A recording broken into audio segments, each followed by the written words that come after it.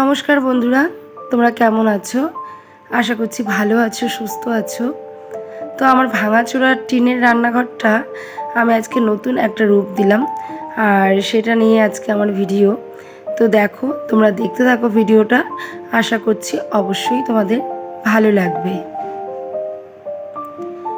দীপিকার family থেকে আমি দীপিকা চলে এসেছি রানাঘাটের ছোট্ট একটা গ্রাম থেকে। দেখো, আজকে যেহেতু রান্নাঘর নিয়ে ভিডিও, তো রান্নাঘরের কাজবাজি আজকে তোমাদের সাথে শেয়ার করব। তো প্রথমেই দেখো, স্কচ ব্রাইট দিয়ে ভালো করে গ্যাসটাকে সুন্দর করে সার্ফ আর স্কচ ব্রাইট দিয়ে মেজে একদম পরিষ্কার করে শুকনো একটা কাপড় দিয়ে মুছে নিলাম।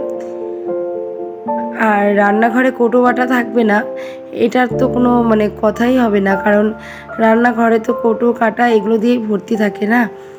তো যাই হোক, দেখো রান্নাঘরে যে মশলার কৌটোগুলো আছে ওগুলোকে আমি আবার সুন্দর করে সার্ফ দিয়ে আর স্কচ ব্রাইট দিয়ে ধুয়ে পরিষ্কার করে নিচ্ছি। আর বলো তো কি বন্ধুরা, তোমরা তো জানোই আমার প্রপার কোনো রান্নাঘর নেই। আমি যে ঘরে কাজ করি সেই ঘরে একটা কোণে পরিষ্কার করে তারপরে কিন্তু রান্নাটা করি।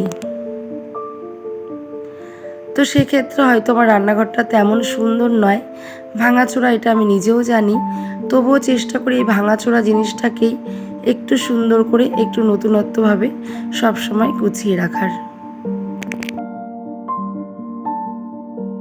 আমাদের মেয়েদের বা গৃহবধূদের আমাদের কিন্তু সারাটা দিনের প্রায় 4 ভাগের 3 ভাগ অংশই কিন্তু কেটে যায় রান্নাঘরে।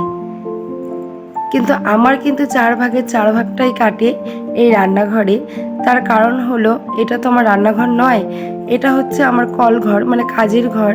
তো সকালে ঘুম থেকে উঠেই যে আমি এই ঘরে ঢুকি, আর সারাটা দিন রাত, শুধু রাতে ঘুমানোর টাইমটুকু আমি ঘরে যাই, আর ঘর গোছাতে বা ঘর ঝাড় দিতেই কিন্তু ঘরে যাই। আর বাকিটা সময় কিন্তু আমার এই রান্নাঘরেই প্লাস কাজের ঘরেই কেটে যায়। দেখো, কৌটোগুলোকে আমি ভালো করে সার্ফ আর স্কচ ব্রাইট দিয়ে পরিষ্কার করে এখন একটা শুকনো ন্যাকড়া দিয়ে সুন্দর করে দেখো পরিষ্কার করে মুছে নিচ্ছি।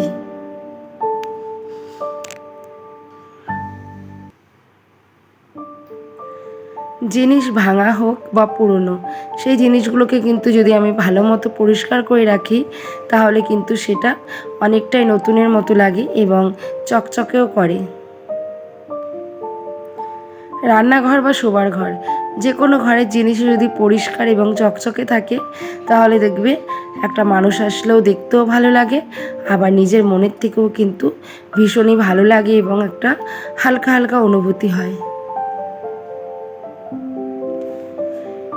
ওই টেবিলটার ওপরে অনেকগুলো কৌটো এক জায়গায় হয়ে গেছিলো, তো যখনই আমি কোনো কৌটো বার করতে যেতাম তখনই একটা না একটা কৌটো পড়ে যেত বা ওলট পালট হয়ে যেত, এবং আমার কাজটা কিন্তু অনেকটাই দেরি হয়ে যেত এবং বেড়েও যেত। তাই দেখো, এই তক্তাটা ঘরে ছিল, আমি এই তক্তাটা এখানে বেঁধে নিলাম এবং কৌটোগুলো এই জায়গায় সাজিয়ে রাখলাম। এতে রান্নাঘরের লুকটাও একটু চেঞ্জ হলো আর আমার কাজেরও একটু সুবিধা হলো।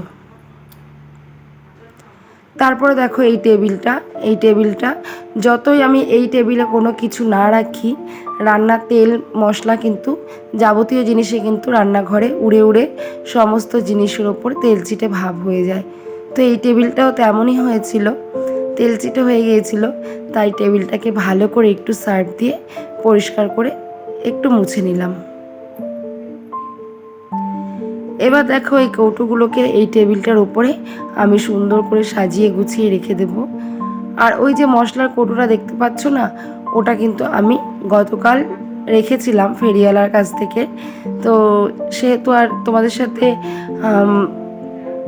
শেয়ার করা হয়নি, কারণ হচ্ছে কালকে আমি যেহেতু তোমাদের ওই গোল্ড জুয়েলারির ব্লগ দিয়েছিলাম, তাই এগুলো আর কালকে শেয়ার করা হয়েছিল না। ওই টেবিলটা গোছানো হয়ে গেছে, আর এদিকে দেখো আমি বাসনগুলো অনেকটাই মেজে রেখেছিলাম, অনেকটা বলতে সবগুলো বাসনই মেজে রেখেছিলাম। আর সেই বাসনগুলোই দেখো এখানে কিন্তু আমি সুন্দর করে গুছিয়ে পরিষ্কার করে রেখে দিচ্ছি। আর ঘরকে নতুনত্ব রূপ দেওয়া এবং ঘর গুছিয়ে রাখাও কিন্তু একটা আর্ট। ঘর ভাঙাচোরা হোক বা যাই হোক না কেন, সেটাকে মনের মতো সুন্দর করে গুছিয়ে রাখাটাও কিন্তু একটা আর্ট। আর ঘর যদি সুন্দর হয় তাহলে দেখবে গোটা পৃথিবীটাই যেন সুন্দর মনে হয়। তারপরে দেখো এই টেবিলটাকেও আমি সুন্দর করে মুছে নিচ্ছি। আর টেবিল ক্লথটা আমি আগেই ধুয়ে পরিষ্কার করে রেখে দিয়েছি, এখন শুধু পাতলেই হয়ে যায়। যেহেতু আমাদের কলঘরের মধ্যে রান্নাঘর, তাই তুলো সুতো, কারণ যেহেতু সুতোর কাজ, তুলো ওড়ে সুতো ওড়ে, তো এই টিনগুলো কিন্তু অনেকটাই নোংরা হয়ে যায়, মাঝে মাঝেই কিন্তু আমি মুছে দিই। রোজ তো আর ডিপ ক্লিন করা যায় না, তো এটাকে আমি মাঝে মাঝে চেষ্টা করি একটু ডিপ ক্লিন করার। কারণ যেহেতু আমি সারাদিন রান্নাঘরে থাকি, আর আমার সাথে যদি কেউ কথা বলতে আসে বা কেউ দেখা করতে আসে, তাহলে কিন্তু সরাসরি এই রান্নাঘরেই চলে আসে। আর তাই আমি চেষ্টা করি সারাদিনই ঘরটাকে ঝেড়ে ঝুড়ে পরিষ্কার করে, আর রান্নাঘরের কাজটা অন্তত সময় মতো করে জিনিসগুলোকে গুছিয়ে রাখার।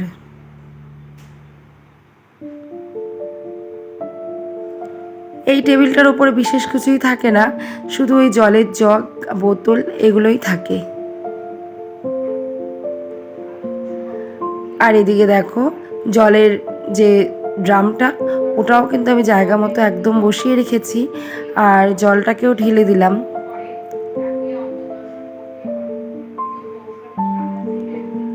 তারপরে দেখো এই যে গ্যাসের ওপরে যে একটা ফাঁকা অংশ, এখানে কিন্তু একটা টেবিল ক্লথ ছিল যখন আমি নিচে রান্না করতাম, তো এই টেবিল ক্লথটায় আমি ধুয়ে দিয়েছিলাম।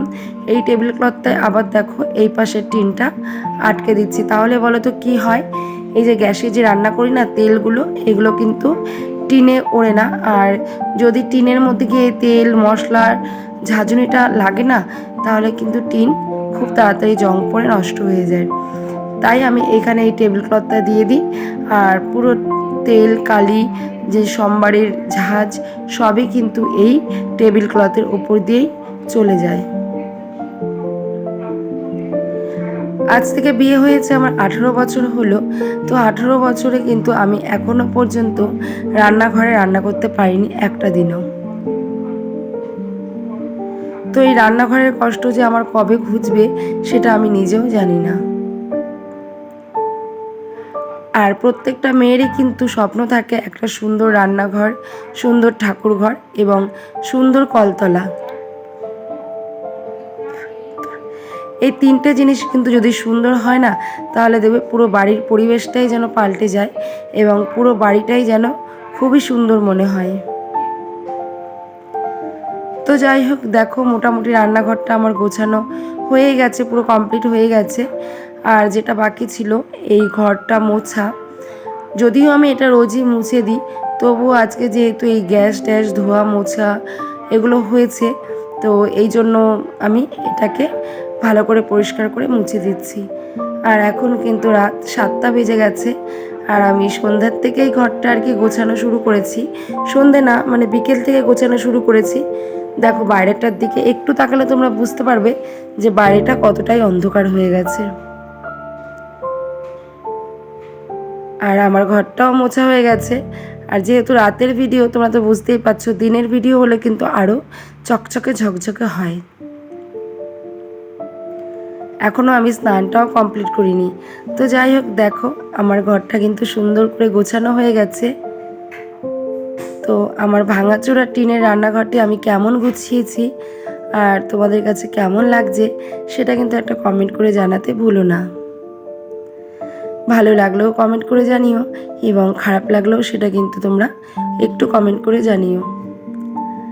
সবার তো আর মডুলার কিচেন থাকে না, তো এই ছোটোখাটো ভাঙাচোরা টিনের রান্নাঘরটাকেই আমি মডুলার কিচেন বলে মনে করি, এবং স্বপ্ন দেখি যে একদিন আমারও মডুলার কিচেন হবে এবং সেই কিচেনে আমি রান্না করব। এই যে সুতো ঘোরা চরকাটা দেখতে পাচ্ছ, এটা নতুন এনেছে, এটা তোমাদের সাথে শেয়ার করা হয়নি, আর দেখিয়ে দিচ্ছি। দেখো একটা ঘরেই কিন্তু আমি কাজ করছি। এখানে সুতো ঘোরানোর মেশিন, এখানে কল বোনানোর মেশিন, মানে যেটাতে শাড়ি তৈরি হয়, আর এই দেখো আমার স্বপ্নের ছোট্ট রান্নাঘর।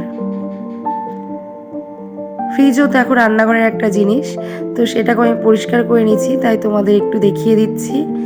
আর ফ্রিজে আমাদের এখন তেমন কিছু রাখা হয় না, এই দোকানের পেপসি, ঠান্ডা জাতীয় জিনিস, ক্যাডবেরি, পার্ক, তারপরে সোডা, এইসব টাইপের জিনিসই আমাদের এখন ফ্রিজে বেশি রাখা হয়।